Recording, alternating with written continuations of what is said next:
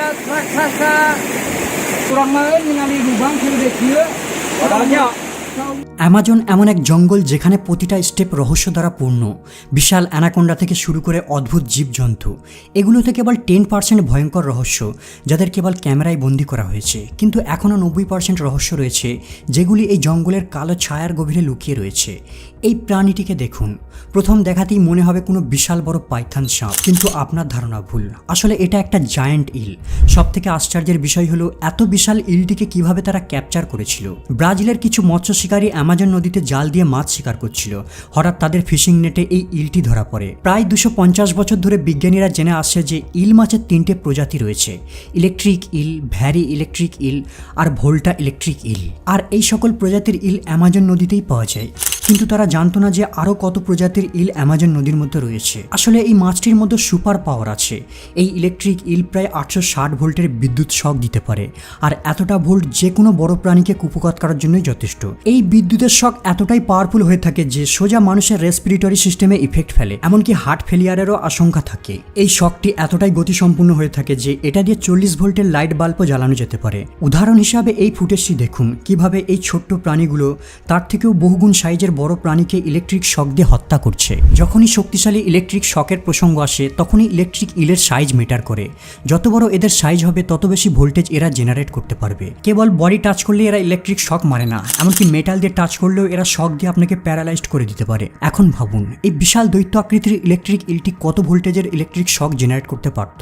ভাগ্য ভালো সেদিন এই ফিশারম্যানগুলো ইলেকট্রিক শক খায়নি, না হলে অন দ্য স্পট এরা মারা যেত।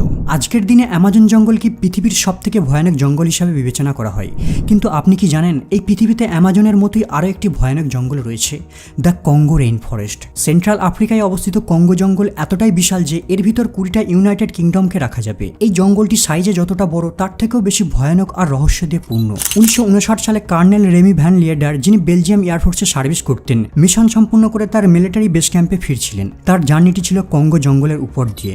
জঙ্গলের মাঝ দিয়ে ওড়ার সময় হঠাৎ কর্নেল একটি সাপের আকৃতির বিশাল প্রাণীকে দেখতে পায়। ভ্যান লিয়েডার একজন অভিজ্ঞ পাইলট ছিলেন, তাই সে উপর থেকে নিচের সাইজকে ভালোভাবে জাজ করতে পারত। অদ্ভুত এই জিনিসটিকে দেখার আগ্রহে যখন তার হেলিকপ্টারটিকে আরও নিচে নামায়, সে দেখতে পায় এটা একটা বিশাল সাইজের সাপ। তার রিপোর্ট অনুযায়ী এই সাপটি প্রায় 50 ফিট দীর্ঘ।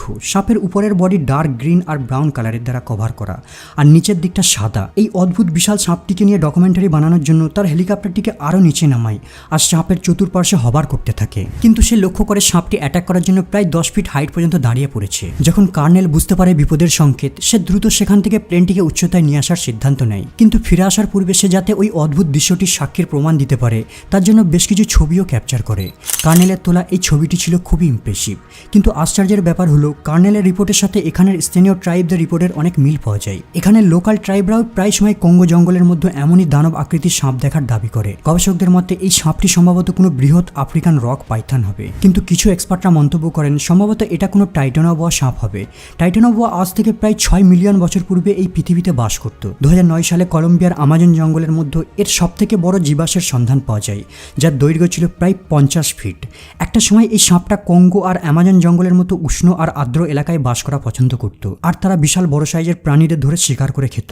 টাইটানোবোয়া সাইজে বৃহৎ হওয়ার কারণ হলো 6 মিলিয়ন বছর পূর্বে পৃথিবী ছিল আরও বেশি উষ্ণ, আর এই সময় অক্সিজেনের লেভেল ছিল অনেক হাই, আর এটাই হলো সাপেদের বেঁচে থাকার জন্য উপযুক্ত পরিবেশ। উষ্ণতা বেশি হওয়ার কারণে তারা বেশি খেতে পারত, তাই তারা সাইজেও অনেক বড় হতো। আর বাতাসে বেশি অক্সিজেন থাকার কারণে সেই সময় সাপেরা ভালোভাবে শ্বাস নিতে পারত, যা তাদের সাইজে বড় হতে সাহায্য করত।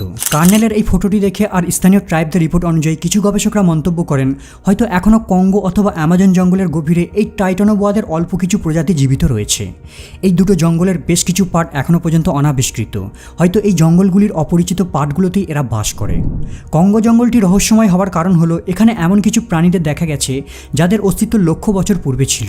এদের মধ্যে একটি রহস্যময় প্রাণী হলো জায়ান্ট স্পাইডার জাভা ফপি। এই দানব মাকড়সাটির সম্পর্কে এখানে লোকাল ট্রাইবরা প্রায় সময় রিপোর্ট করে থাকে। এই মাকড়সাটির সাইজ প্রায় একটি 5 বছরের বাচ্চার সমান হয়ে থাকে, আর এরা পাগুলোকে 1 মিটার দূরত্ব পর্যন্ত প্রসারিত করতে পারে। এরা অনেকগুলি গাছ নিয়ে জাল বুনে থাকে।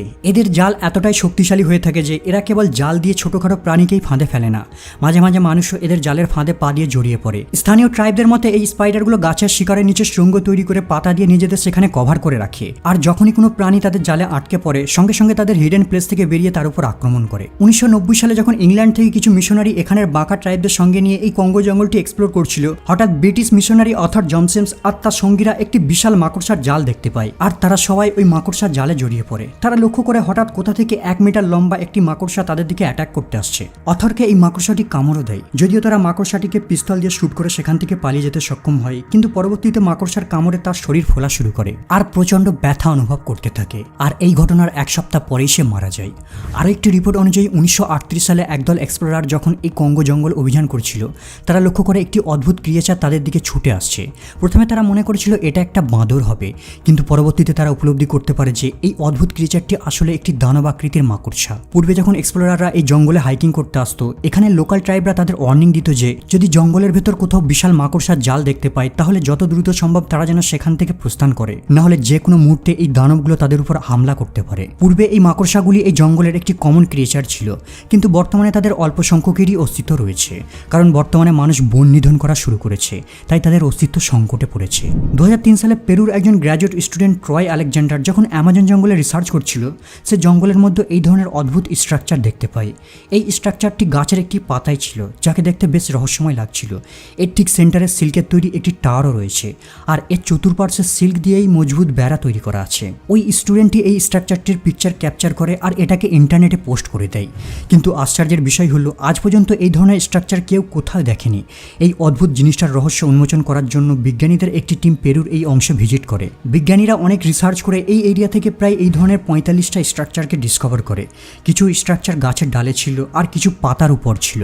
ওই স্টুডেন্টটি এই আজব স্ট্রাকচারটির নাম দেয় সিল্ক হেঞ্জ। মাইক্রোস্কোপের সাহায্যে লক্ষ্য করা যায় যে বেড়াগুলির আশেপাশে ছোট ছোট পিঁপড়ে ঘুরে বেড়াচ্ছে। কিছুদিন পর সিল্কের টাওয়ারটি ব্রেক হওয়া শুরু করে আর এর ভিতর থেকে একটা স্পাইডারের বাচ্চা বেরিয়ে আসে। আসলে এই স্ট্রাকচারটিকে স্পাইডারদেরই একটি বিশেষ প্রজাতি তৈরি করে, যাদের কেবল অ্যামাজন জঙ্গলেই দেখা যায়। এই মাকড়সাগুলো তাদের ডিমের পাশে এই কারণে আঠালো সিল্ক দিয়ে বেড়া তৈরি করে, যাতে পিঁপড়ের দল এই ডিমটাকে নষ্ট না করে দেয়, আর ডিমের কাছে আসার চেষ্টা করলেই তারা যেন সিল্কের বেড়ায় আটকে যায়।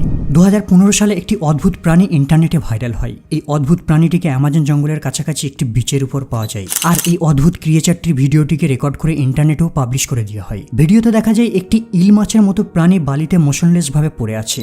অনেকে এই অদ্ভুত প্রাণীটিকে দেখে মন্তব্য করেন এই প্রাণীটি আমাদের গ্রহের কোনো প্রাণী নয়, এটা হয়তো কোনো এলিয়ান হবে। আবার অনেকে মন্তব্য করেন হয়তো এটা কোনো নতুন সামুদ্রিক প্রাণী যাদের এর পূর্বে ডিসকভার করা হয়নি। আবার অনেকে মন্তব্য করেন এটা হয়তো ইল মাছেরই কোনো নতুন প্রজাতি হবে যাদের অস্তিত্ব অ্যামাজন জঙ্গলেই রয়েছে। বায়োলজিস্ট, মারিন এক্সপার্ট যাদের অ্যামাজন জঙ্গল সম্পর্কে ভালো নলেজ রয়েছে, তারাও এই অদ্ভুত ক্রিয়েচারটিকে নিয়ে গবেষণা করার আগ্রহ দেখায়। প্রথমের দিকে তারাও মনে করেছিল এটা হয়তো কোনো নতুন সামুদ্রিক প্রজাতির প্রাণী হবে, আর এরা সমুদ্রে অনেক গভীরে বাস করে। হয়তো অজানা কোনো কারণে ঢেউয়ের সাথে এরা ভূপৃষ্ঠে চলে এসেছে। বন্ধুরা, আপনাদের কি মনে হয় এই অদ্ভুত প্রাণীটা কি হতে পারে? কমেন্ট করে জানাবেন। আজ এই পর্যন্ত আপাতত বিদায় নিলাম, দেখা হবে আবার পরের এপিসোডে।